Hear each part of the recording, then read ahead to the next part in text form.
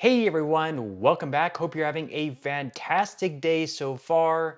So in just 2 days, certain Social Security beneficiaries are going to be receiving checks, payments of right around $1,900 on average. We are going to be covering who can expect to receive those payments and a lot more in this video.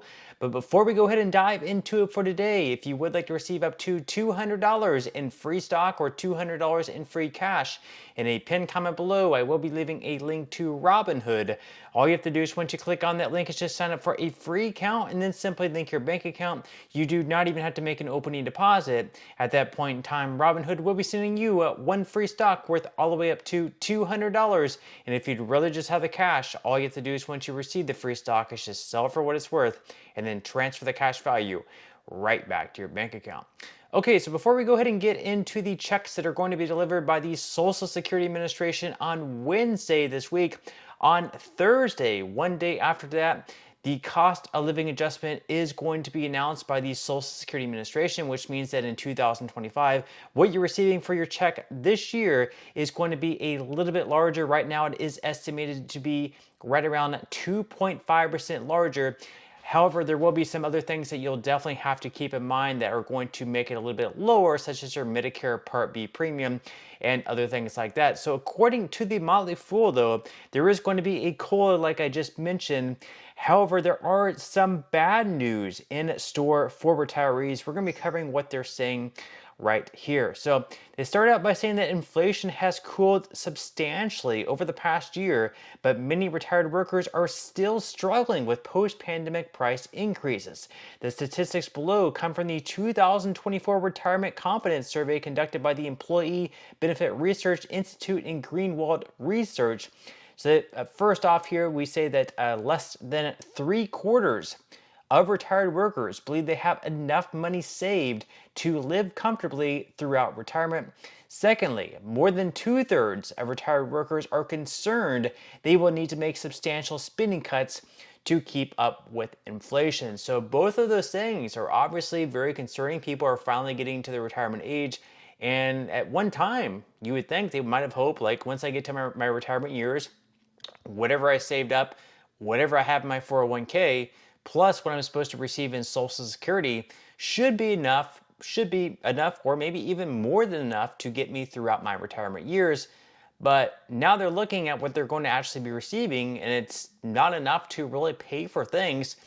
Granted, the expenses have gotten a lot higher. Food, gasoline, everything has gotten substantially higher over the past few years, but they're looking at all these expenses and what they're going to be taking in, and it's just not enough to keep up with inflation and what the expenses currently are. So very, very, bad news there.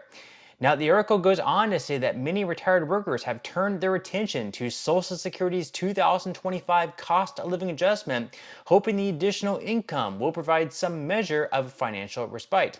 But the Senior Citizens League recently revised its COLA forecast down to 2.5%, the smallest benefit increase for retired workers in 4 years. Unfortunately, there is more bad news. While the Social Security Administration will not finalize the 2025 COLA until later this week, the announcement will be made on October 10th.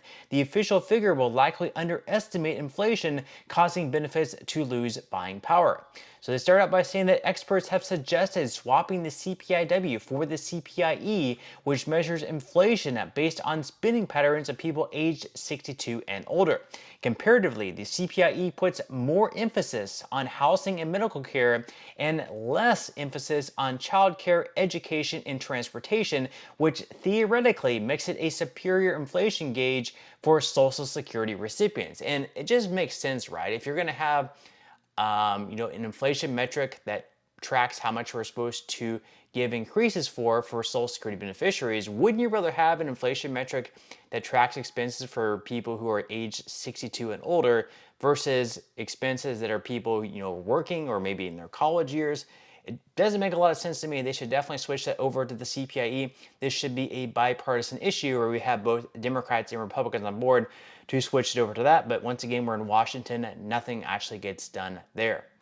Now, the article goes on to say that the CPIE has historically increased more quickly than the CPIW. Between January 1985 and January 2024, the CPIE increased 211% and the CPIW increased 188%, according to the Congressional Research Service.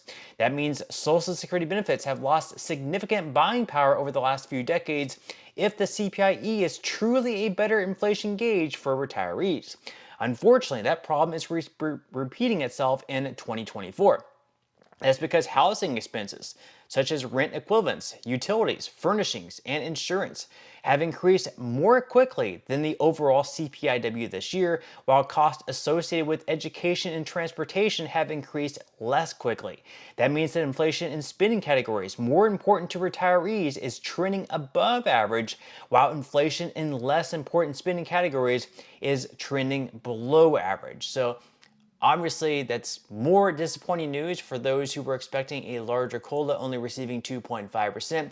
Meanwhile, the costs associated with people who are actually receiving Social Security retirement benefits, it might be closer to 3%, so that's more loss in buying power.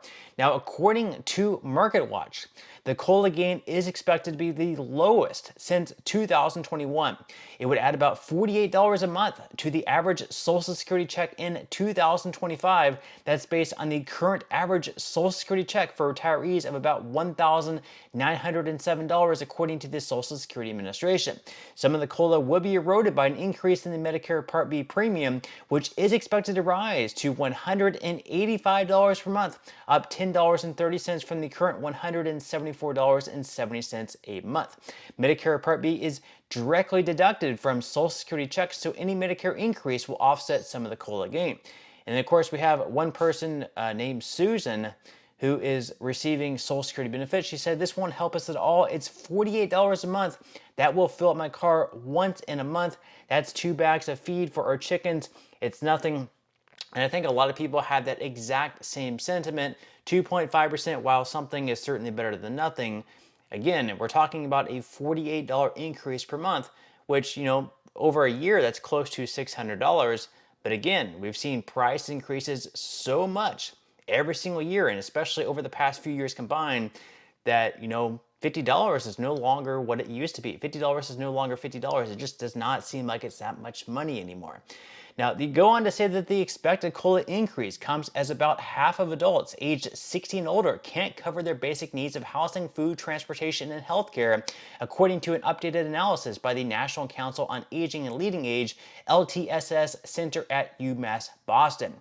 The research found that 49.6% of older adults, or more than 27 million households, can't cover their basic needs as calculated by the Elder Index. So again, obviously, very, very concerning there, especially as inflation picks up. We're finding more and more households that rely on Social Security benefits. These benefits are not enough to keep up with inflation, and they're not enough to cover basic household needs, healthcare needs, and other things like that. Now, in some better news, I guess, other than that, we do have some payments going out in just a couple of days on Wednesday to certain beneficiaries of Social Security. So according to AS, these beneficiaries will receive a payment of $1,900 on October 9th. So for better organization, when issuing monthly payments, the Social Security Administration schedules distribution based on the recipient's birth date. Recipients born between the 1st and 10th receive their payment on the 2nd Wednesday of the month. Those born between the 11th and 20th receive their payment on the 3rd Wednesday of the month. And finally, those born between the 21st and 31st receive their payment on the last Wednesday of the month. And up on the screen, you will see the payment schedule. The lower left-hand screen there, you will see October 2024. We've already had payments going out on October 1st to individuals receiving SSI benefits. We've also had payments going out on the 3rd of October. Those payments were going to those who started receiving Social Security before May of 1997, or if you receive both Social Security and SSI, you would receive your payment on October 3rd. And then finally, in a couple of days on Wednesday of this week, those payments are going to be going to those born between the 1st and 10th of any given month. And then of course the next day after that, on Thursday, that's when the cost of living adjustment is going to be announced. So it's going to be very huge news. We have a very important week, and I'll definitely try to keep you guys updated as best as I can. But that's all we have for today's video. I certainly hope you enjoyed and found value out of it. If you did, again, I would greatly appreciate if you could give this video a like. Consider subscribing to my channel if you have not already, and I will see you in the next video.